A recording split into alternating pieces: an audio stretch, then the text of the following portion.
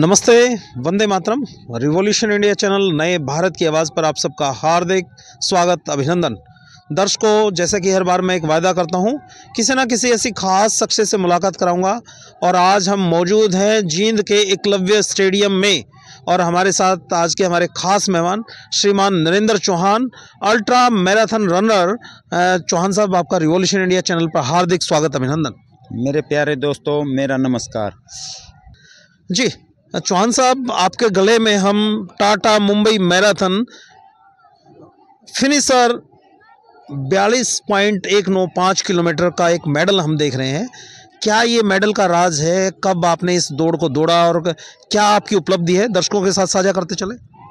Sir, मैंने 19 जनवरी को Asia की सबसे best marathon Tata Mumbai marathon finish की है नॉन स्टॉप 4 घंटे 45 मिनट में, और ये मेरी लगातार छठी मैराथन थी और टाटा मुंबई मैराथन मेरी दूसरी मैराथन थी। और मैंने लगातार हाफ मैराथन 3 की हैं, 2 वेदांता मैराथन हाफ, एक अपोलो टायर मैराथन हाफ और full marathon 42.195 kilometre Apollo tyre 1 और टाटा मुंबई मैराथन मेरी 2। टोटल मेरी 6 मैराथन होगी। और जो भी मैंने मैराथन की है बगैर रुके पूरी की है, एक ही टेक में। जहां हमने स्टार्ट की थी रनिंग वहीं फिनिश की है, चाहे मेरे को कितनी भी कठिनाई आए, लेकिन मैंने एक ही टेक में पूरी की है।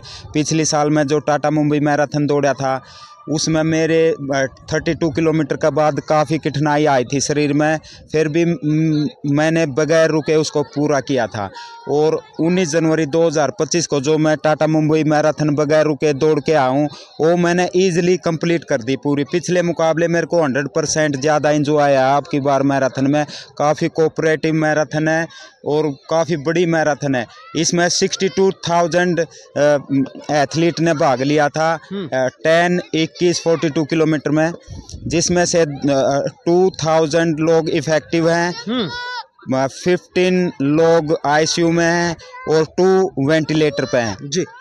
वहाँ पे काफ़ी तापमान है, इतनी गर्मी में दौड़ना आसान काम नहीं है। ये मैराथन कोई हलवा नहीं है अपन खा लिया और दौड़ लिए, इसमें बहुत जान लगती है और मैंने बगैर रुके ईजिली पूरी कर दी है। और मैं एक अल्ट्रा रनर भी हूँ, जो 42 किलोमीटर के बाद जो रनिंग होती है उसको अल्ट्रा रनिंग बोलते हैं। जी।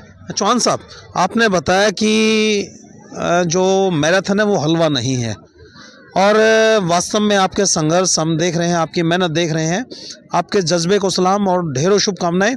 और शायद अगर मैं गलत ना हो, जींद जिले के आप एकमात्र ऐसे अपने एज ग्रुप में, आपकी 45 वर्ष आयु है, इस एज ग्रुप में आप इकलौते ऐसे मैराथन धावक हैं जिन्होंने टाटा मुंबई मैराथन को फिनिश किया और ऐसे मेडल आप लेके आए।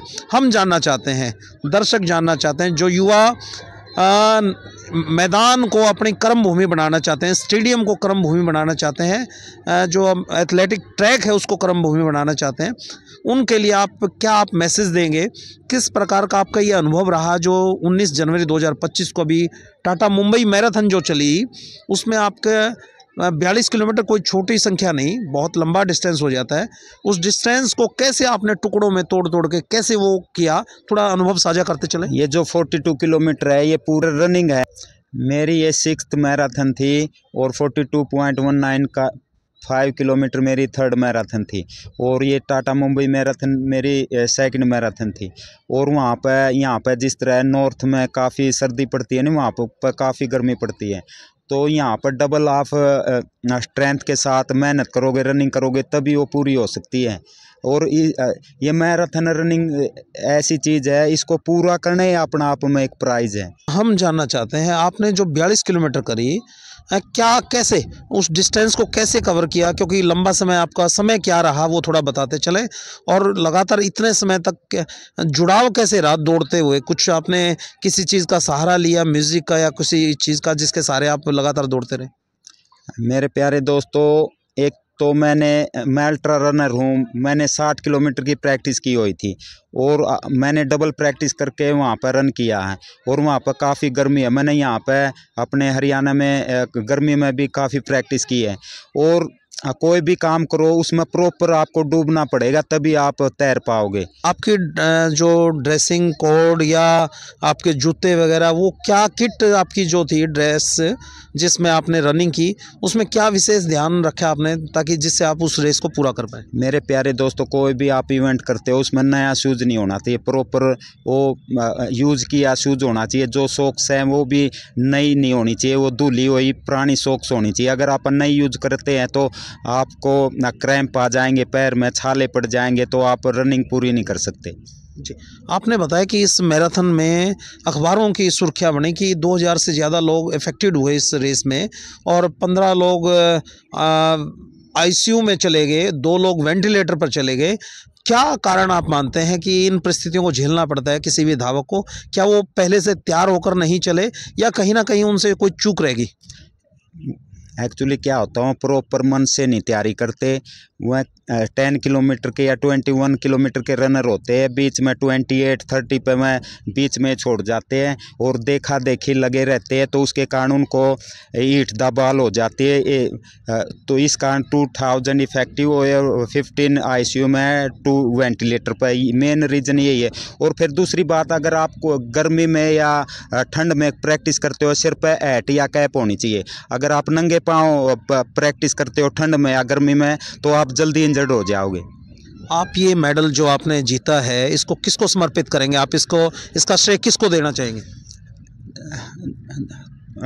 2008 में जो टेररिस्ट अटैक होया था, मुंबई अटैक, टेररिस्ट अटैक जो भी था, उसमें अपने मार्कोस थे प्रवीण तेवितिया सर, उनके AK-47 की 4 गोलियां लगी थी।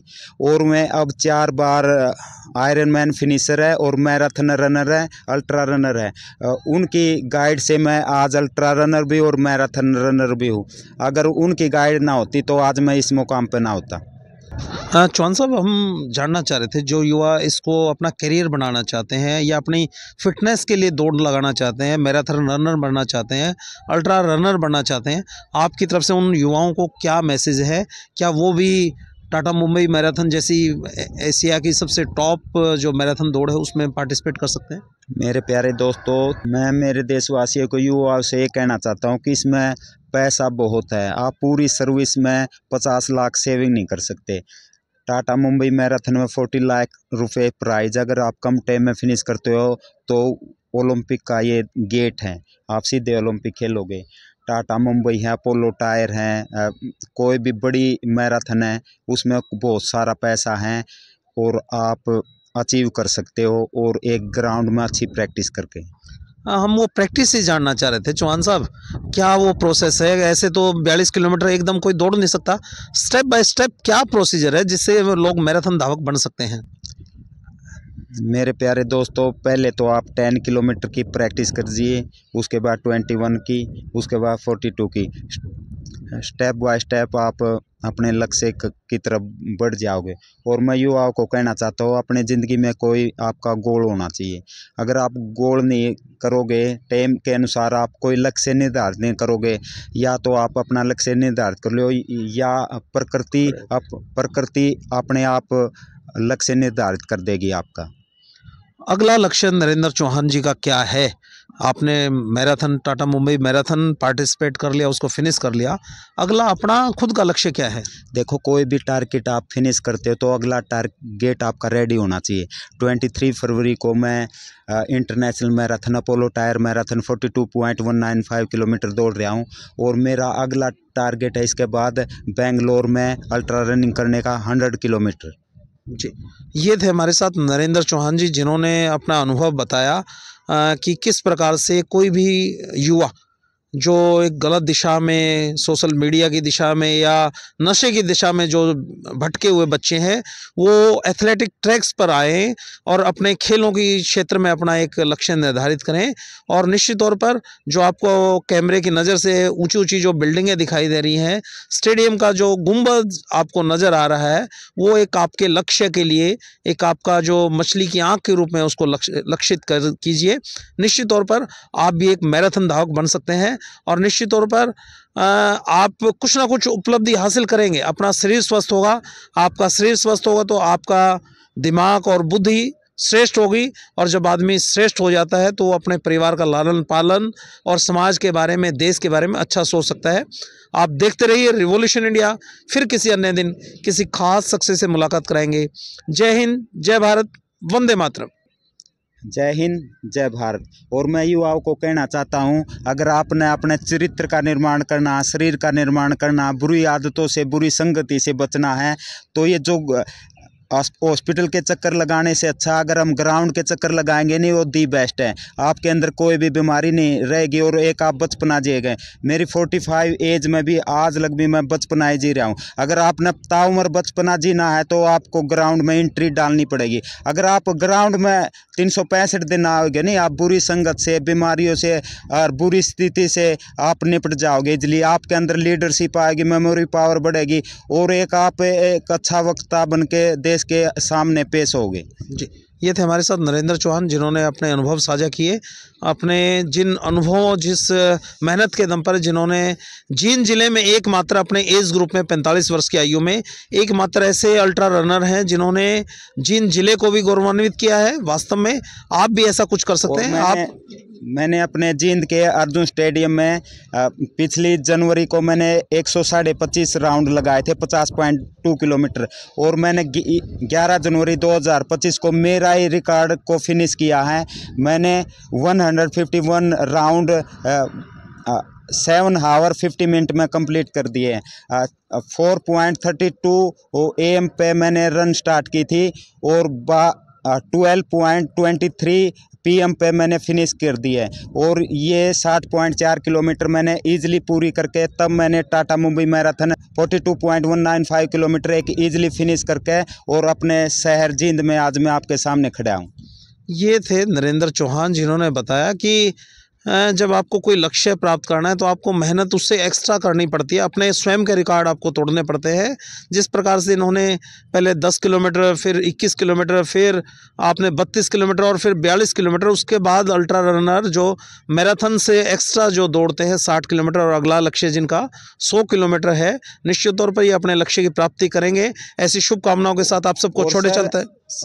एज का कोई एज एक गणना है। ये गणना तब आप जब डाइट डिसिप्लिन रखोगे तब है गणना। अगर डाइट में डिसिप्लिन रखोगे तो आपका शुगर हो जाएगी, हार्ट की दिक्कत हो जाएगी, उसमें आपकी कोई गणना नहीं। 5 साल 10 साल भी आप इस पृथ्वी पर रह सकते हो। और जो प्रकृति हमको सिर्फ 1 डे देती है जीने के लिए, उसके अनुसार आप चलो। जो आप ये माउंट एवरेस्ट देख रहे हो नहीं, इसकी ऊंचाई को ना देखो, आप अपने एक पैर को देखो। डेली का एक कदम रखोगे नहीं, आप कब तिरंगा लहरा जाओगे माउंट एवरेस्ट को पे आपको पता ही नहीं चलेगा। चौहान साहब, जितनी आपसे चर्चा कर रहे हैं, आपने अब डाइट की बात की। डाइट प्लान क्या होना चाहिए किसी मैराथन धावक का? देखो, मैंने कोई मेडिसिन वगैरह का यूज नहीं करता। मैं जिस तरह घोड़ा है नहीं, वो खाली घास और चने खाता है, बिल्कुल शाकाहारी है, उसी तरह मैं हूँ। अपने डाइट प्लान में जो अपनी देसी डाइट है, चना है, बादाम है, फ्रूट है, जूस है, लस्सी है, दही है, खांड है, और जितने भी सारे रनर के लिए खजूर, बनाना, अनानास, ये बहुत ही लाभदायक है, और नारियल का पानी और नारियल। जी, धन्यवाद।